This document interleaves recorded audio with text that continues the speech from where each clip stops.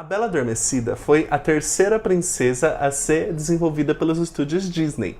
Inclusive, foi a última feita pelo próprio Walt Disney, bem como o último conto de fadas feito por ele. O filme deixou um grande legado para a história das animações e completa 60 anos de vida agora em 2019. Bem-vindo ao canal Orelhas e Tiaras e não sai daí!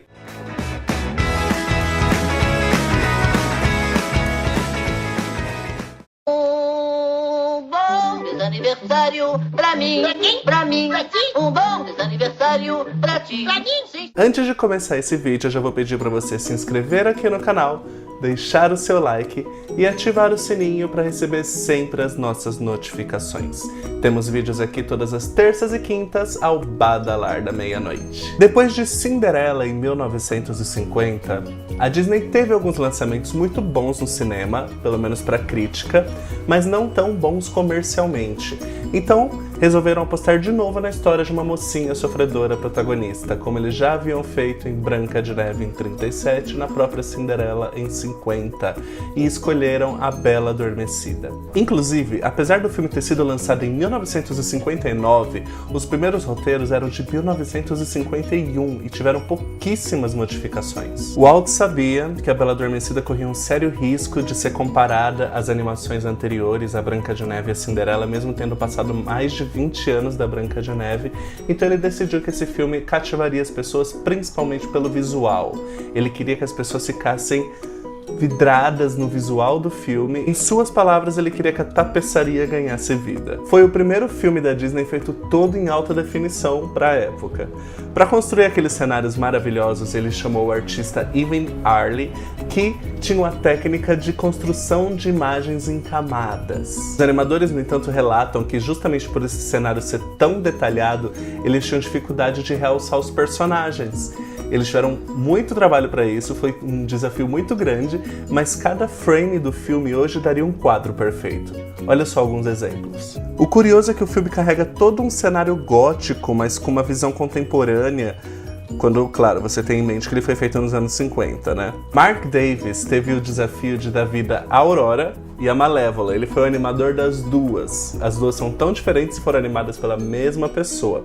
Ele mais tarde daria vida também para Cruella, que foi a vilã dos 101 Dálmatas. Ele disse que era muito mais fácil animar a Cruella porque a Malévola praticamente só falava sozinha, só vivia de monólogos. E a Cruella não, ela sempre estava interagindo com alguém. E nesse filme, assim como nos outros da época também, eles se inspiravam muito em atores de verdade para criar as cenas. Na Bela Adormecida isso foi ainda mais crucial porque eles queriam dar muito realismo para a história, muito realismo para a cena, então os atores foram de importância, assim, absurda. Pra vocês terem uma noção, uma das primeiras cenas que começou a ser feita e também uma das mais demoradas, que ficou conhecida internamente como Sequência 8, foi a dança do Felipe com a Aurora, ali no meio da floresta.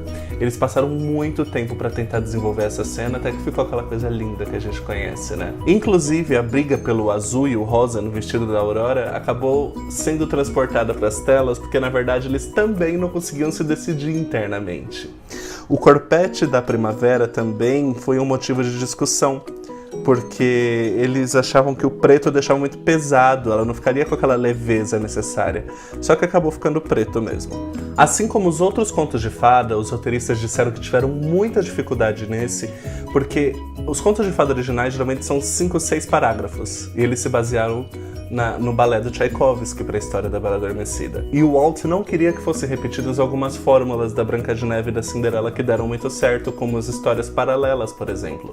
Em Branca de Neve a gente tinha histórias paralelas com os anões, e na Cinderela a gente tinha toda uma trama paralela entre os ratos e o Lúcifer. Em A Bela Adormecida a gente tem poucos personagens, todos dentro da mesma trama, sem muitas histórias paralelas, porque o Walt queria que o foco fosse o visual. E como eu acabei de dizer, a história foi completamente baseada no balé do Tchaikovsky. Eles inclusive compuseram umas músicas estilo Broadway para esse filme que eles acabaram descartando, só foi usada mesmo Once Upon a Dream, porque o Walt achava que mudaria o sentimento do filme colocar umas canções muito Broadway nele.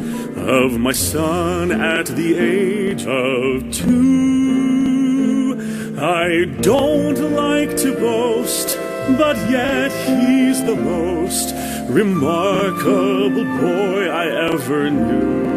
Ele estava realmente levando a produção muito a sério e queria atingir um novo patamar com aquilo. Tanto é que assim, os roteiristas e os animadores chegaram a esboçar uma cena em que quando as fadas estão preparando o bolo para Aurora, o forno explode e elas voam. Isso era a cara da Disney. Só que o Disney olhou aquilo e falou: isso funcionaria pro Pato Donald, não pras fadas da Bela Adormecida. E descartou. Ele tirou um pouco de toda a comédia que teria no filme, ele queria realmente trazer um drama pra história.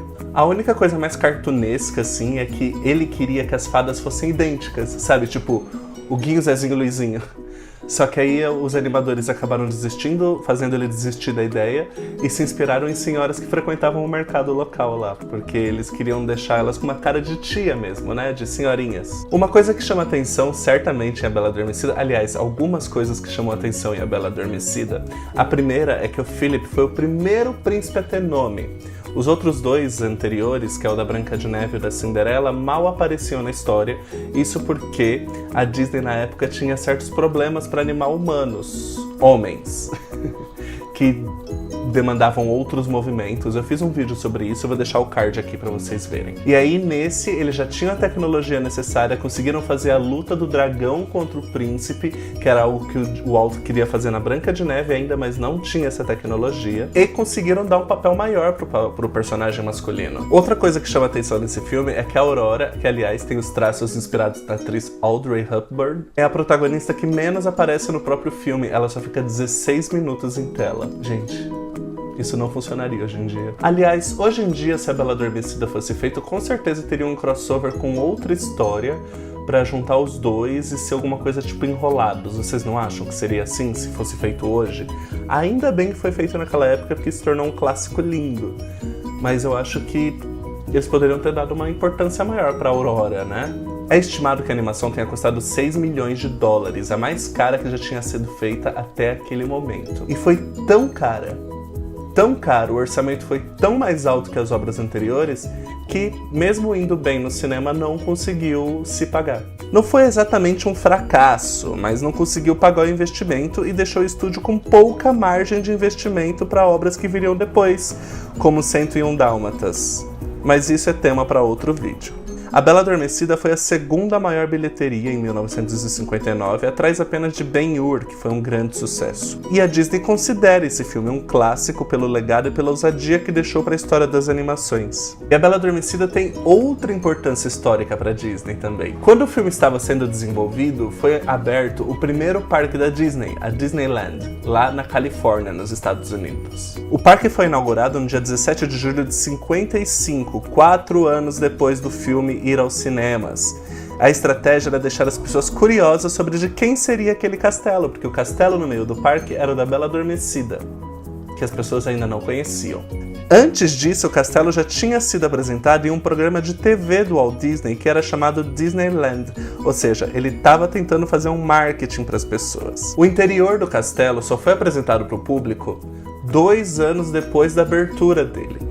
Antes só tinha loja, e aí depois em 57 eles criaram um passeio dentro do castelo que contava a história da Bela Adormecida com algumas tecnologias. Por exemplo, as pessoas colocavam o olho na porta, na fechadura, e viam os monstrinhos da Malévola, ou então algumas janelas tridimensionais, imagina isso, em 1957, em que você via cenas da história, e no final, quando tinha uma curva final para terminar o castelo, tinha uma sombra da Malévola que subia, e aí as crianças travavam a fila naquele momento, eles tiveram que tirar essa sombra. Como esse passeio no castelo foi desenvolvido 4 anos antes do filme ficar pronto, muita coisa que tinha no castelo acabou não indo pro filme.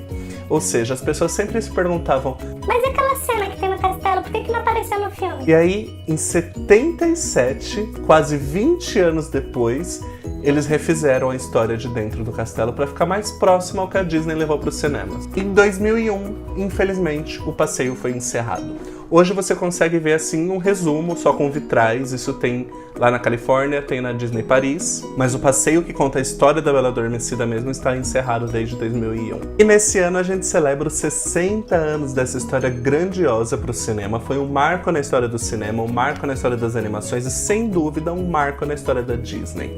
Bom, esse foi hoje o vídeo do nosso quadro Feliz Desaniversário, espero que vocês tenham gostado e a gente se vê aqui todas as terças e quintas ao badalar da meia meia-noite. Se você não é inscrito nesse canal, não sai daqui sem se inscrever e deixar seu like, hein? A gente se vê no próximo e adivinha quem é a próxima princesa que completa aniversário esse ano também? Até o próximo. Tchau, tchau.